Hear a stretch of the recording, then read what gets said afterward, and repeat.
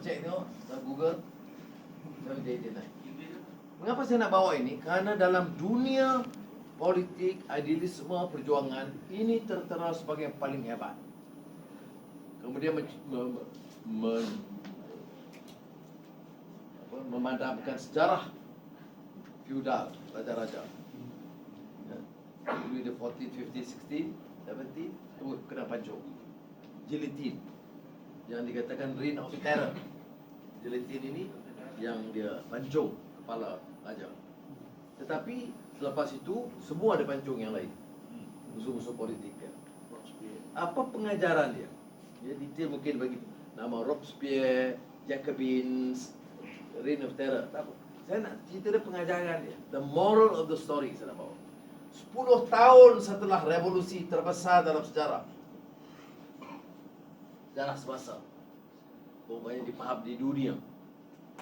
10 tahun selepas itu, bila dikaji, nasib petani lebih teruk daripada sebelumnya.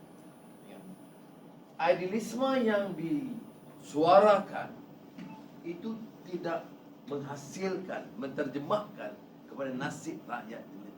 Tapi bila nak cetuskan revolusi, yang paling kuat bangkit adalah golongan petani, golongan miskin, yang disebut storming of the Bastille. Dia menyerang penjara Paris. Nah, nama penjara semua saya faham.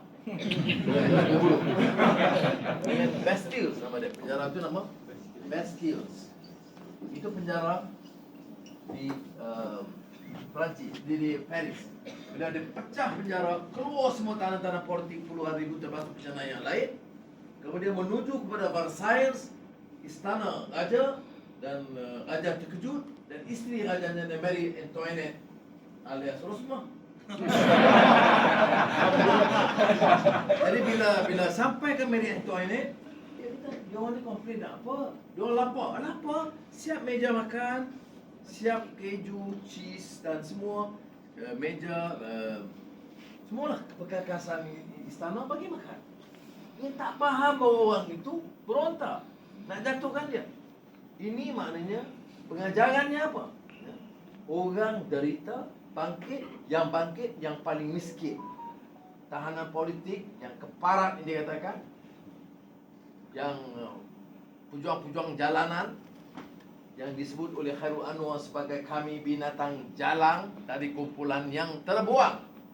Orang ini yang bangkit dengan petani-petani miskin, bawa dengan cangkul dan sebagainya, pergi berjuang. Jelas, raja tak faham langsung derita rakyat. Pemimpin terputus dari akar kehidupan rakyat.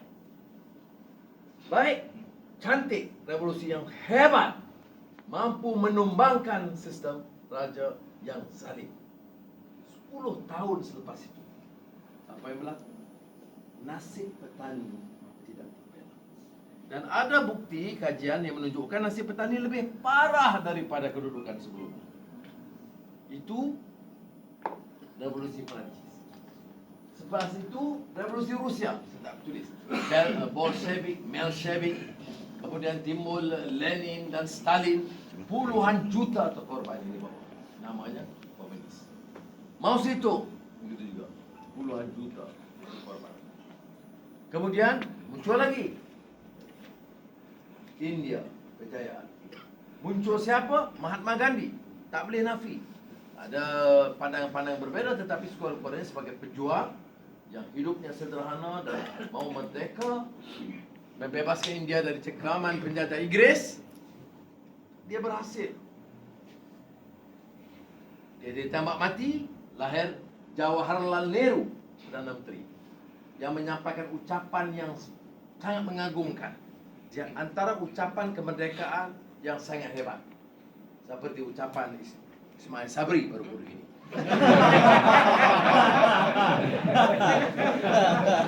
Ucapan dia berjudul, yang ni Zack you kena bawa kadang-kadang dalam clubhouse. Just reminder. Jangan gaduh nyonya nak bagi saya satu dua poin penting. I follow tau, jangan main.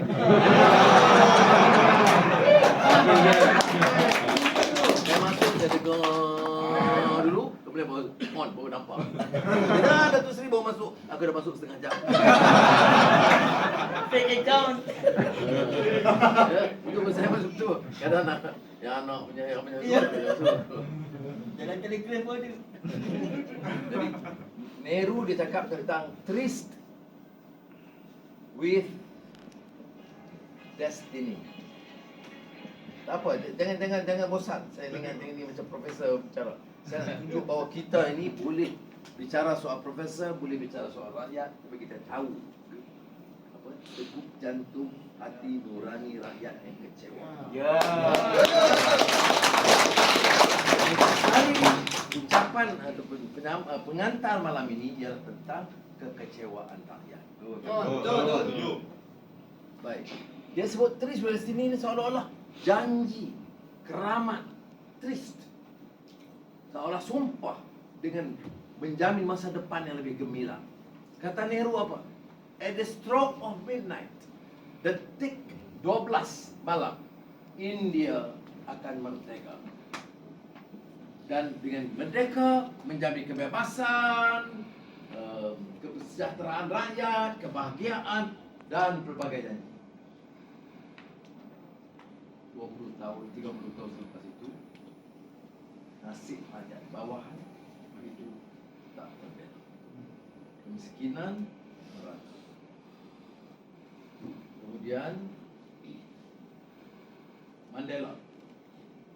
Sudah tahu bila saya bebas, ingat tahun 2004 dia undang saya, Liza dan anak-anak jumpa dia. Hebat. Ganti Mbeko, Tebi Mbeko. Kemudian seterusnya dan kemudian Zuma. Satu generasi tak sampai oleh selepas Mandela, pemimpin ANC yang parti revolusioner berjuang menentang apartheid dan penjajahan dan kezaliman dan penindasan terhadap kulit hitam, melahirkan seorang pemimpin yang amat korup dan kemiskinan masih merata-rata. Soekarno di Indonesia menjanjikan kemerdekaan Indonesia, menjanjikan jembatan emas untuk rakyat. Maknanya daripada kedudukan yang melarat di bawah penjajah Belanda, dia bina jembatan emas seolah-olah digunakan rakyat. Yang ada apa? Jembatan tinta. Rakyat. Jadi sebenarnya slogan memukau. Dan sebab itu bagi saya, idealisme harus ada. Pengucapan harus bernas. Pidato boleh memukau, tetapi mesti dimaknai dengan pelaksanaan kata-kata. Ingat Rendra, W.S. Rendra, sahabat saya, W.S. Rendra. Perjuangan adalah pelaksanaan kata-kata. Tapi itu sunnah Islam. Ya ayyuhalladzina amanu lima taqulu ma la taf'alun.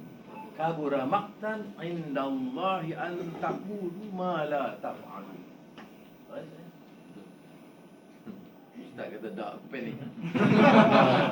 Baik.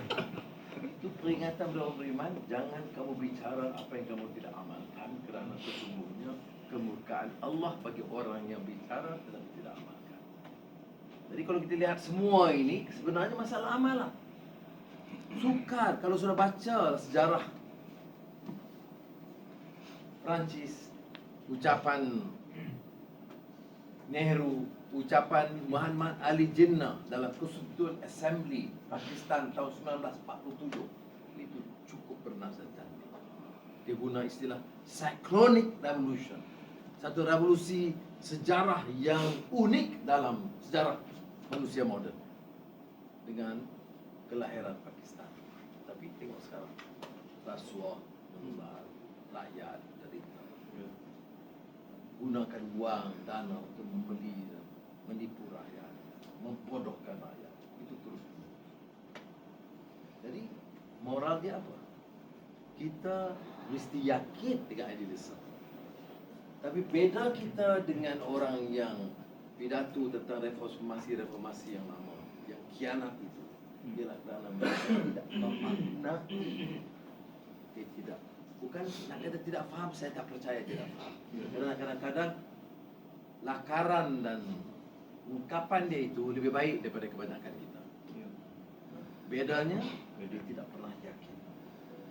Sebab itu saudara, balik pada kenyataan sekarang, dengan pengalaman kita liberty, equality, fraternity, itu hanya istilah nak tunjuk memukaunya istilah. Tapi even these great concepts boleh menipu. Tidak semestinya orang yang melakar ini menipu, tidak. Tetapi kenyataannya tak ada upaya lawan. Kerana lawan itu bermakna risiko. Bawa Pandora Papers, kita lawan siapa? Perdana Menteri, mantan Perdana Menteri, dari UMNO, dari Bersatu, konglomerat yang besar-besar, tokoh-tokoh besar, semua diserang. Kayangan. Ya, daripada kayangan. Jadi kita berhadapan dengan seluruh sistem bomrok ini. Semalam di Kuching, saya kata, jangan jadikan pilihan Sarawak ini pertarungan di antara tauke-tauke balap. Satu sebelah GPS, satu belah PSB. Dua-dua tauke balap membantu parti-parti ini. Mana-mana menang pun dia menang. Kita boleh demikian, tidak akan ada dana daripada tauke balap. Kalau tiga balap fikir nak bagi kita 2-3 ribu pakai darah. Ini bahaya. Jadi kita ini risiko dia. Seluruh sistem itu akan menekan kita. Orangnya ni jadi Perdana Menteri boleh kena mandi bunga. Saya dengar. Kerana dia kata susah. Tapi dia lupa bahawa yang kita nak jadi Perdana Menteri ini bukan sekadar nak tukar 1-2 orang. Seluruh sistem itu. Jadi saudara, apa yang harus kita lakukan? Jadi kumpulan kita harus terima ini. Tak mampu kalau ada 1-2 masalah ngongek-ngongek tak boleh. Ngongek itu Zuraida saja. Yang kita bawa-bawa. Saya nak sebut hari ini kerana bagi saya lihat dan perhatikan.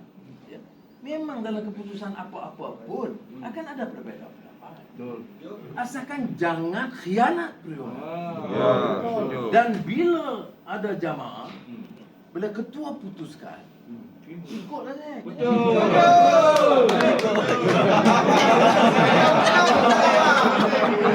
Pasal sebabnya, kadang-kadang ada hal tak dapat kita sampaikan, tak dapat kita ceritakan semua.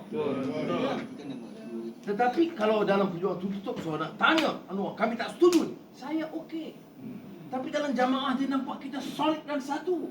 Nak buat faction, jangan benarkan. Kita dah tahu apa yang berlaku sebelum ini. Jahanam parti ini. Sebab dan kalau saya kata Anwar terlalu lembut dalam hal ini, saya setuju. Cuba sekarang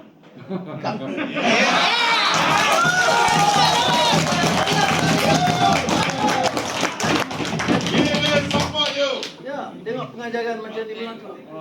Setuju, Datuk. You toe the line, yes. You tak toe the line, out. You serve, yes. You tak serve, out. Yes, senang. Sama ada kamu ini popular di Dewan dengan penyokong atau kamu ketua negeri, saya putuskan. Saya telah dengar semua. Itu jangan lupa. Saya dengar. Macam di Sarawak, dengar. Betul dengar. Tapi kena dengar. Sebab kita takkan tahu semua. Dengar daripada cabang, dengar daripada orang lawan cabang, dengar daripada ranting, dengar daripada negeri, dengar daripada faction-faction negeri. Tapi bila kita putus, rundingan ini tuntutan lah. Saya tidak boleh lebih mengatasi itu. Musyawarah itu wajib. Wasyawirhum fil amr. Wajib musyawarah. Kemudian buat keputusan. Faiza azamta. Faiza azamtum. Apabila kamu buat keputusan, kamu kena ada seorang buat keputusan. Final. Betul. Saya nak guding.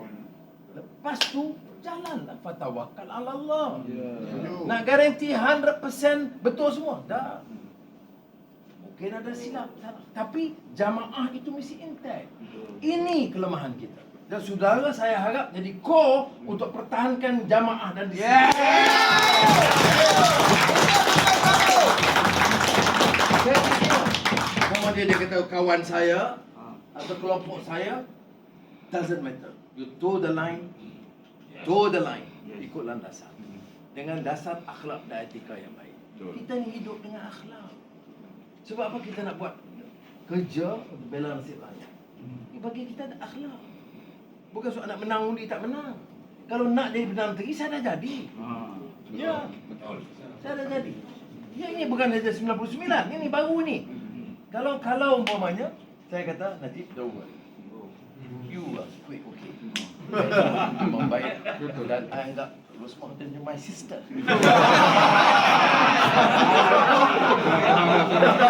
Saya Perdana Menteri hari ini.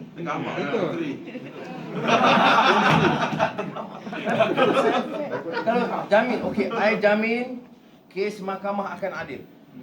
I jamin insya-Allah tidak ada pendakwaan terpilih dan zalim. Itu saya boleh jamin. Tapi nak kata I jamin you lepas, I tak. Ismail Sabri jamin, nasib dia lah.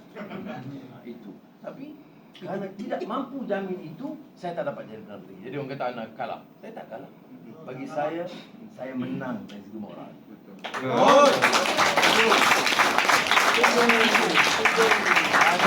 Saya tengok media dan golongan liberal kutuk Anwar. You dah tak layak, you dah tak berjaya, you dah kalah, you tak dapat jadi Perdana Menteri, patut ganti. Okey, itu pandangan dia. Ya? Tetapi kerana bagi dia menang itu jadi ukuran. Bagi kita pertahankan hak dan keadilan itu prinsip.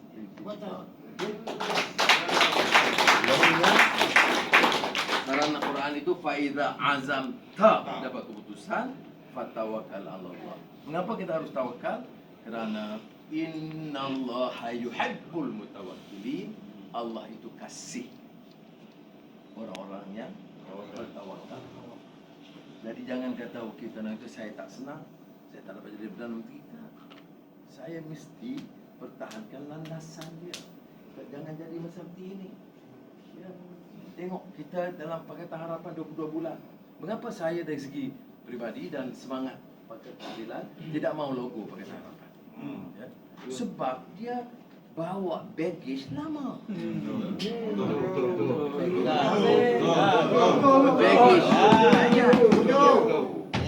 kartu rakyat kurang. Kemudian yang nak heboh ISAT, statute kurang, tak faham apa.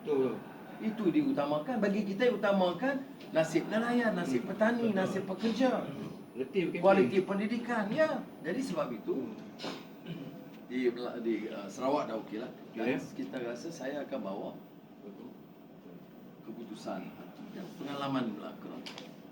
Dia pertahankan logo. Ya.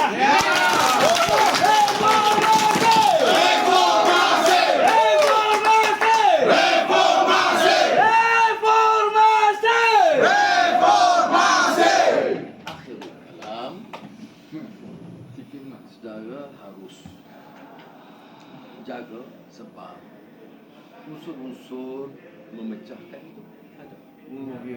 Kadang-kadang kita tak tahu ditaja oleh orang luar. Kadang-kadang orang yang dah keluar masih ada sakit baki dia di dalam. Jadi sebab itu kita harus jaga dan pertahan. Saya tak ada masalah kalau sesekali wakil-wakil saudara kata okeylah, kan kami tak puas hati sangat nak bincang. Kalau boleh dia kata Ustaz Zack tolong terangkan kerana mungkin saya tak mampu hidup semua dalam masa.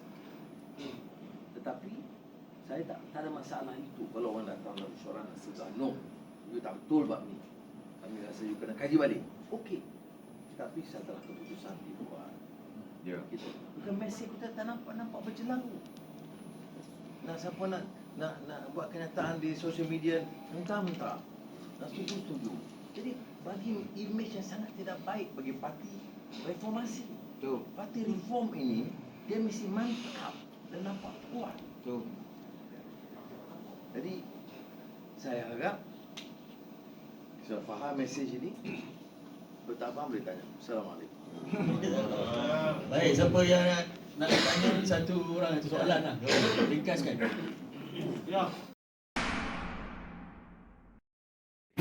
Pada hari ini kami dengan sesungguhnya beriktikad untuk melakukan yang terbaik untuk parti dan PH Demi memartabatkan agama dan bangsa.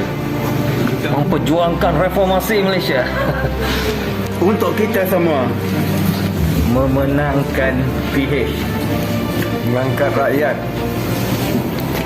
Berdasarkan kepakaran masing-masing. demi rakyat untuk rakyat, demi generasi masa depan, Untuk kesejahteraan masa depan. dari rakyat kepada rakyat. Hidup bermasyarakat. Tanpa mengira bangsa bersatu bersama, menjadi ejen perubahan kepada negara, memperjuangkan keadilan. Kita akan buat. Yang paling bertakwa di antara yang bertakwa, Bermoral serta mengembalikan kepada yang hak. Memajukan negara ke hadapan. dengan berkelas asa, menukar kerajaan bobrok, tidak akan berundur sebelum berjaya. Untuk anak bangsa kita. Demi memartabatkan ekonomi dan negara. Lawan tetap lawan.